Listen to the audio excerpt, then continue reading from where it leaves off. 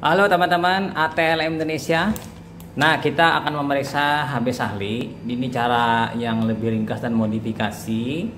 Jadi yang perlu teman-teman persiapkan adalah hemositometer. Ini hemositometer yang hemoglobinometer maksudnya. Sorry maaf. Hemoglobinometer. Kemudian ini adalah standar permanen alat tersebut. Lalu ini adalah tabung hemometernya, ya kan? Kemudian ini pipetnya. Nah, ini pipetnya ada 3. Saya siapkan ada 3. Ini pipetnya. Kemudian ini sampel darah, ini larutan HCl, ini Aquades. Lalu di sini ini siring untuk modifikasi nanti untuk menyedot darah, bisa dihubungkan dengan karet pengisap, ya kan? Lalu ini untuk membersihkannya, korokan. Nah, kemudian yang tidak penting, kalah pentingnya adalah batang pengaduk. Jadi batang pengaduk telah siap. Nah, kira-kira ini equipment atau hal-hal yang akan kita siapkan untuk pemeriksaan HB Sahli. Oke, kita ngambil dari sudut samping saja ya pembuatan videonya supaya lebih nyaman. Oke, lanjut teman-teman.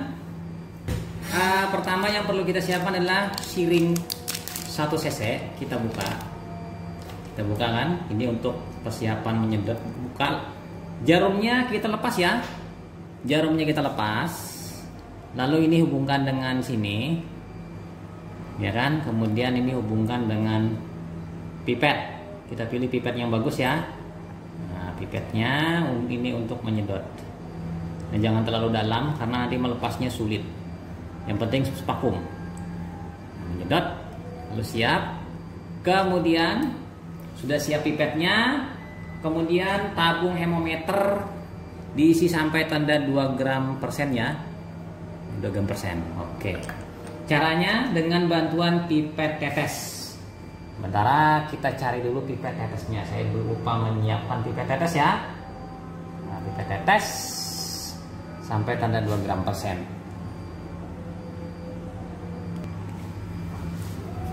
Ini pipet tetes untuk kita pipetkan. Nanti pipet tetesnya ini yang pendek ya, yang plastik.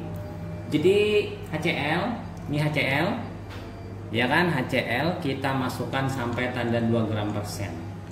Buka larutannya, kemudian pastikan larutan HCl ini memang sudah baik, konsentrasinya tidak keruh dan tidak menyebabkan kelainan, misalnya adanya endapan-endapan.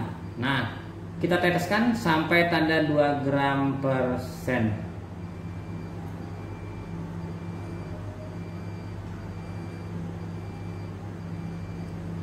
Nah, ini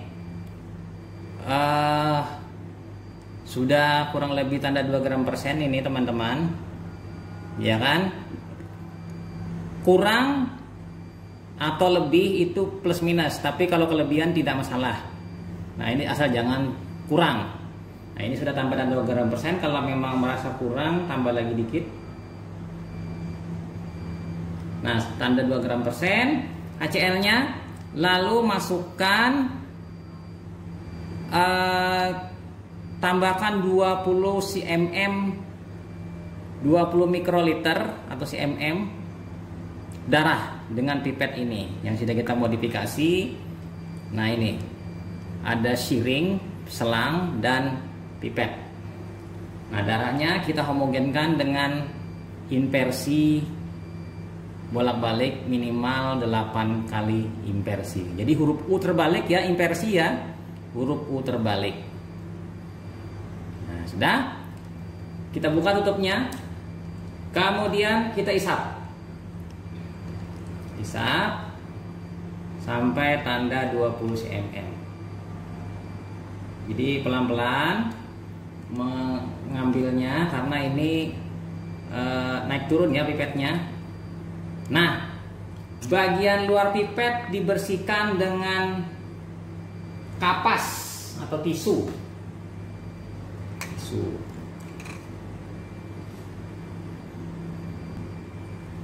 Nah, kita bersihkan bagian luar pipetnya. Nah, ya kan. Kemudian kita ambil, kita sedot sedikit agar tepat 20 cm cairan darahnya ini. Nah, ini sudah tepat 20 cm teman-teman. Ya kan? Nah, ini 20 cm. Nah, setelah 20 cm lalu kita masukkan ke dalam larutan HCl tadi, darah tadi. Nah, seperti ini. Ya kan? Kemudian dorong perlahan.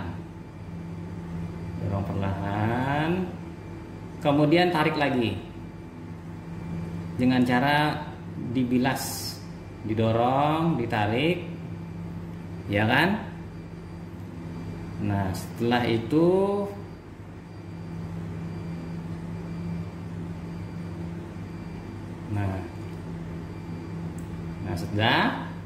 setelah pembilasan selesai, kocok. Ini akan terbentuk nanti asam hematin ya. Asam hematin itu berwarna gelap ya, berwarna gelap. Diamkan kurang lebih, ada yang mengatakan di prosedur kerja itu 2 menit, 5 menit. Nah, ini tergantung dari konsentrasi ini. Ini kan tadi yang dulu saya ceritakan bahwa HCl 1/10, 1/10. Jadi 10 kali diencerkan dari HCl pekat. Nah, sudah. Diamkan, kita buka brosur. Karena yang benar itu bahasanya bahasa di brosur. Oke. Di brosur dikatakan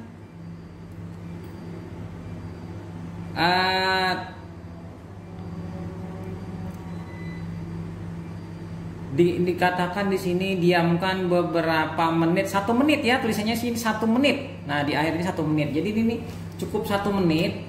Setelah 1 menit, ya kan? Setelah 1 menit,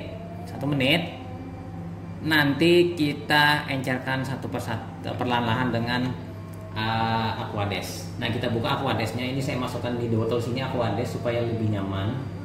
Nah, perlahan-lahan kita teteskan Aquades. Nah, ini Aquades. Nah, setelah 1 menit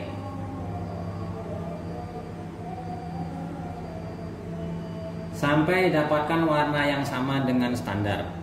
Nah, ini bisa seperti ini pengocokannya, atau dibantu dengan ini batang pengaduk. Jadi batang pengaduknya jangan sampai mengena di bagian dasar atau ketuk di bagian dasar, tapi pelan-pelan. Nah, sudah. Dibandingkan. Nah, kita bandingkan, masih warnanya tua. Encerkan lagi.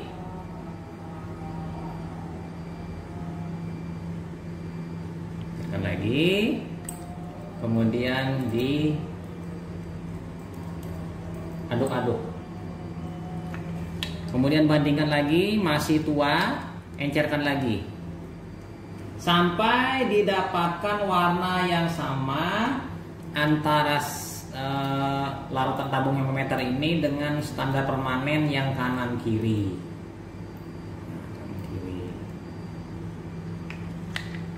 Nah, ini masih tua, kita encerkan sedikit lagi. Jadi tiap mata orang beda-beda ya, makanya HB-nya HB Sahli, salah lihat. Mungkinkah seperti itu teman-teman? HB Sahli, salah lihat.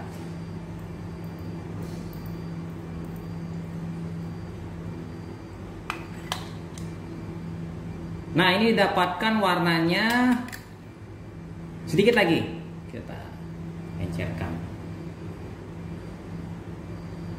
Nah, sedikit lagi, warnanya mungkin sama.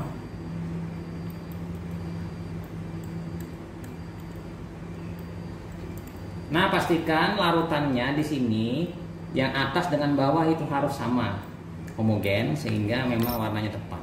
Nah, ini sudah sama, lalu kita, nah ini teman-teman sama warnanya sama. Kita dekatkan lagi. Nah, kita dekatkan lagi. Nah, ini warnanya sudah sama. Setelah sama, lalu kita baca. Nah, kita baca. Ini hemoglobinnya adalah 14,0. 14,0. Berarti kadar hemoglobin pasien 14,0. Karena satu garis ini mewakili satu bagian. Jadi kalau di sini 13, kemudian ada garis-garis.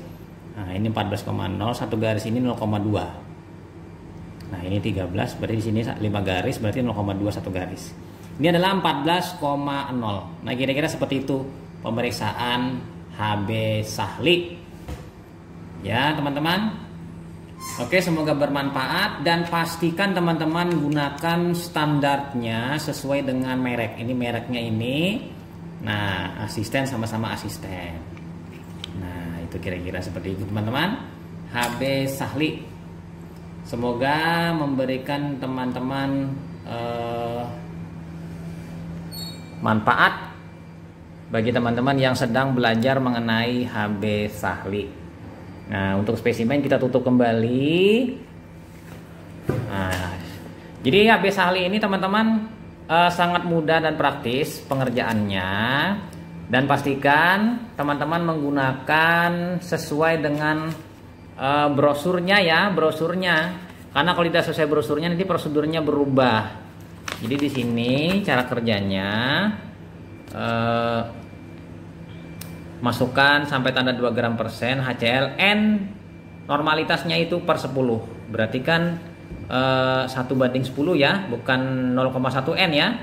Kemudian bersihkan bagian ujung jari, kemudian ditusuk dengan lancet, kemudian ambil 20 mikroliter dengan pipetnya itu pipet Sahli mikrokapiler, kemudian masukkan ke dalam larutan yang sudah berisi HCl tadi, campur perlahan-lahan, maka akan terbentuk warna dark brown clear. Jadi di sini warnanya coklat bening ya. Diamkan selama 1 menit. Tambahkan water, ya kan, dengan bantuan pipet sambil diaduk-aduk. Ini kan gelas stirrer, sehingga didapatkan warna yang sama dengan larutan standar. Baca hasilnya ada nyatakan dalam gram per dl atau gram persen. Sesuai dengan standarnya di sini satuannya.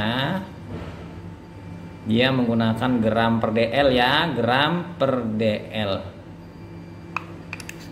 Nah, kira-kira itu saja teman-teman mengenai pemeriksaan HB Sahli. Di sini lalu bertanya, apa modifikasinya? Ya, modifikasinya pipetnya. Pipetnya kita tidak menggunakan mulut lagi, tapi menggunakan bantuan siring 1 cc. Itu modifikasi pertama. Kemudian lagi apa modifikasi yang lain? Tidak ada modifikasi lain. Nah, teman-teman, bagi teman-teman yang kesulitan penggunaan HCl-nya ini tidak ada, terutama tempat-tempat yang pelayanannya jauh, terpencil misalnya, HCl-nya tidak ada 0,1 N, bisa teman-teman ganti dengan mengambil HCl dari pemeriksaan Mycobacterium tuberculosis pewarnaan Ziehl-Neelsen itu kan HCl alkohol tuh, itu dicampur nanti dengan Aquades 1:1. Itu sudah lumayan, karena itu HCl-nya 5%, ya kan, 5% itu lumayan tinggi. Dicampur 1:1 nanti, itu sudah cukup kuat, dia lebih kuat daripada HCl 0,1 N untuk pemeriksaan atau membentuk asam hematin. Aquades teman-teman ya bisa, kalau tidak ada Aquades yang memang disiapkan, memang tidak ada, ya mungkin teman-teman bisa menggunakan air mineral. Ini dalam kondisi sulit ya. Kalau memang ada reagennya ya tidak masalah, bisa aja gunakan reagen yang memang benar-benar Aquades pro injeksi. Ini saya gunakan Aquades yang pro injeksi. Ini HCl yang konsentrasinya lebih tinggi dari 0,1 N. Ini kurang lebih berapa tadi lupa saya ini, 0,5 N 1 N kalau salah, 1 N ini. Jadi makanya pewarnaan, hasil warnanya nanti akan terbentuk lebih cepat dan lebih bagus sempurnanya HCl, pembentukan asam hematinnya. Nah, kira-kira itu teman-teman materi kita tentang HB Sahli. Semoga memberikan manfaat bagi teman-teman. Dan jangan lupa alat yang digunakan segera dicuci supaya tidak mampet. Nah, mungkin saya tambah lagi satu, saya lupa ini. Pipetnya ini apabila ingin digunakan ke pasien lain dan memang supaya tidak mampet, dibilas dengan NaCl boleh, atau dengan antikoagulan bisa. Paling bagus dengan antikoagulan dibilas. Karena apa? Dengan antikoagulan dia di dalam pipetnya ini ada anti pembekuan. Jadi darah yang masuk itu tidak membeku dan tidak menyumbat. Mungkin seperti itu. Bisa juga dengan NaCl, bisa juga bisa dengan Aquades dibilas. Dan pastinya setelah dibilas bagian pipetnya itu, bagian luarnya dan ujungnya itu memang pastikan sudah bersih. Nah, kira-kira itu saja teman-teman. Sampai jumpa di video-video selanjutnya. Bye.